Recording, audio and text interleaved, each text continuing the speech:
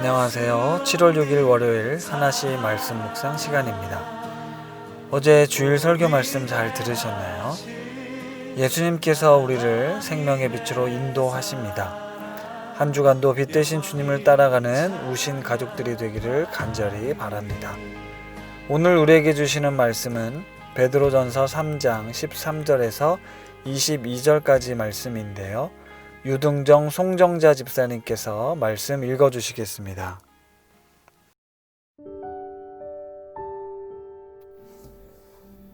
또 너희가 열심으로 선을 행하면 누가 너희를 해하리요. 그러나 의를 위하여 고난을 받으면 복이 있는 자니 그들이 두려워하는 것을 두려워하지 말며 근심하지 말고 너희 마음에 그리스도를 주로 삼아 거룩하게 하고 너희 속에 있는 소망에 관한 이유를 묻는 자에게는 대답할 것을 항상 준비하되 온유와 두려움으로 하고 선한 양심을 가지라. 이는 그리스도 안에 있는 너희의 선행을 욕하는 자들로 그 비방하는 일에 부끄러움을 당하게 하려 함이라. 선을 행함으로 고난받는 것이 하나님의 뜻일진데 악을 행함으로 고난받는 것보다 나으니라. 그리스도께서도 단번에 죄를 위하여 죽으사 의인으로서 불의한 자를 대신하셨으니 이는 우리를 하나님 앞으로 인도하려 하심이라. 육체로는 죽임을 당하시고 영으로는 살리심을 받으셨으니 그가 또한 영으로 가서 옥에 있는 영들에게 선포하시니라. 그들은 전에 노아의 날 방주를 준비하는 동안 하나님이 오래 참고 기다리실 때 복종하지 아니하던 자들이라. 방주에서 물로 말미암아 구원을 얻은 자가 몇 명뿐이니 겨우 8명이라. 물은 예수 그리스도께서 부활하심으로 말미암아 이제 너희를 구원하는 표니 곧 세례라. 이는 육체의 더러운 것을 제하여 버림이 아니요 하나님을 향한 선한 양심의 강군이라. 그는 하늘에 오르사 하나님 우편에 계시니 천사들과 권세들과 능력들이 그에게 복종하느니라. 아멘. 베드로전서는 그리스도인의 고난을 주제로 다루고 있습니다.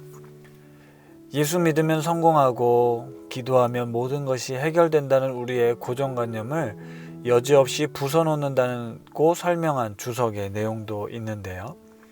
특별히 오늘부터 마지막까지 이 고난이라는 주제에 대해 살펴보려고 합니다. 여기서 말하는 고난은 베드로전서가 쓰였을 당시 본도와 갈라디아, 갑바도기아와 아시아, 비두니아에 있는 신자들이 예수를 믿음으로 받게 된 사회적 차별이나 핍박, 부당한 대우나 모욕, 경제적인 어려움을 의미합니다. 오늘날 우리는 예수님을 믿음으로 고난을 당하고 있을까요? 믿지 않는 가정에서 신앙생활하는 분들은 어쩌면 아마 말로 닿을 수 없는 고난을 경험하고 계실 겁니다. 하지만 많은 분들은 오늘날 너무 편하게 쉽게 신앙생활을 하고 있습니다. 코로나19로 초기에 신천지로 인해서 멀쩡한 교회까지 다 한 통속 취급당해서 욕을 먹었는데 최근에 여러 교회들 모임에서 확진자가 나오면서 여론의 집중포화를 당하고 있습니다. 이런 상황 속에서 세상의 비난과 핍박에도 불구하고 모여서 예배드리는 것을 고난 중에서도 믿음을 지킨다고 생각해서는 안 됩니다. 이런 상황에선 다시 모여 예배드린다는 것에 대해 신중한 판단이 필요한데요. 모여서 예배드리지 못하는 상황이 고난이 맞다면 우리가 목숨을 걸고 모여야 하겠지만 교회의 사회적 책임과 역할을 생각하면 불편하고 힘들지만 영적으로 점점 지쳐가고 신앙적 무력감이 찾아온다고 힘들어하는 분들이 있지만 꾹 참고 모이지 않는 고난을 감내하는 것도 우리 그리스도인의 올바른 태도라 생각합니다. 성경은 이런 고난 가운데에서도 우리가 열심으로 선을 행할 것을 권면합니다. 선을 행함으로 고난받는 것이 하나님의 뜻일진데 악을 행함으로 고난받는 것보다 낫다라고 말씀합니다. 세상은 하나님을 알지 못하기에 죄 가운데 있고 어둠 가운데 있으며 악으로 가득합니다. 그건 하나님을 모르는 세상의 모습이죠. 우리는 그 속에서 아주 작고 힘이 없게 느껴진다 할지라도 선을 행할 수 있는 믿음과 용기가 절실하게 필요합니다. 예수를 믿고 말씀대로 살아가는 것은 이 세상의 식과 방법을 거스르는 것이기 때문에 분명 불편하고 손해가 될 수 있고 비난과 조롱을 당할지도 모릅니다. 하지만 그리스도인의 삶은 예수를 통해 내가 성공하고 부자가 되고 남들보다 높은 위치에서 군림하는 삶이 아니라 어둠 가운데 살아가는 이들에게 생명의 빛을 비추어 그들로 하여금 예수 그리스도를 알게 하고 믿고 영접하도록 하는 것이 삶의 이유이며 목적입니다. 따라서 너희 속에 있는 소망에 관한 이유를 묻는 자에게 대답할 것을 항상 준비하되 온유와 두려움으로 하고 선한 양심을 가지라고 말하고 있습니다. 메시지 성경은 이렇게 번역했는데요. 여러분의 삶의 방식에 대해 묻는 사람에게 할 말을 준비하되 최대한 예의를 갖추어 답변하십시오. 하나님 앞에서 양심을 깨끗게 하여 사람들이 퍼붓는 욕설이 여러분을 괴롭히지 못하도록 하십시오. 온유와 두려움 그리고 선한 영심이라는 단어가 나오고요. 또 예의를 갖춰라고도 번역할 수 있답니다. 이것이 우리가 세상을 향해 가져야 할 태도입니다. 두려움이란 세상을 무서워하라는 뜻이 아니라 하나님을 경외하라는 말씀입니다. 분명 그리스도인의 삶은 영적 전쟁입니다. 에베소서는 우리의 싸움은 혈과 육에 관한 것이 아니라 통치자들과 권세들, 세상 주관자들과 하늘에 있는 악한 영들과 싸우는 것이라고 말합니다. 그래서 우리에게 전신갑주를 취하라고 말씀하는데요. 전신갑주에서의 우리의 무기는 성령의 검, 곧 말씀입니다. 오늘 말씀을 보니 우리가 선을 행함으로 고난받는 삶을 이야기하고 있습니다.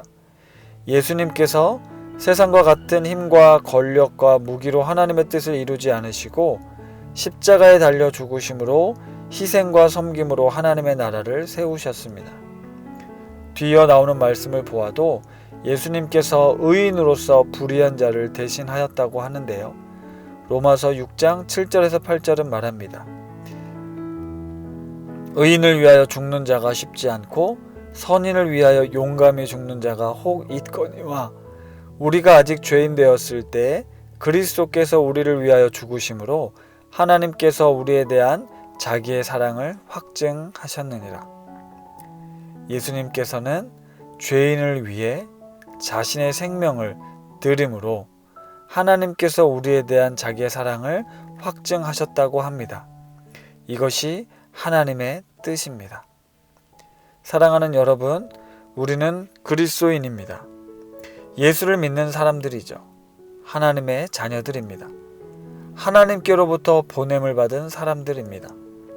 의를 위하여 고난을 받는다는 것, 머리로는 알아도 삶으로 살아낸다는 것은 결코 쉽지 않습니다. 하지만 진짜 믿음은 그런 세상 속에서 선을 행함으로 나타나야 합니다. 그래야 하나님의 이름이 높임을 받게 됩니다. 우리가 살아가는 삶의 모든 자리에서 하나님의 나라를 이루어가게 되길 간절히 기도합니다. 말씀을 생각하며 함께 기도하겠습니다. 하나님, 예수를 믿음으로 고난을 받는 삶이 우리에게 필요합니다. 너무나 편하게 예수를 믿다 보니 우리의 영혼이 너무나 약해지고 무감각해져 있습니다. 십자가를 통해 하나님의 영광을 나타내신 주님, 우리가 세상에서 높아지려 하고 군림하려 하고 지배하려는 욕심을 내버리게 하시고 온유함과 두려움, 선한 양심을 가지고 선을 행하는 삶을 살게 하옵소서.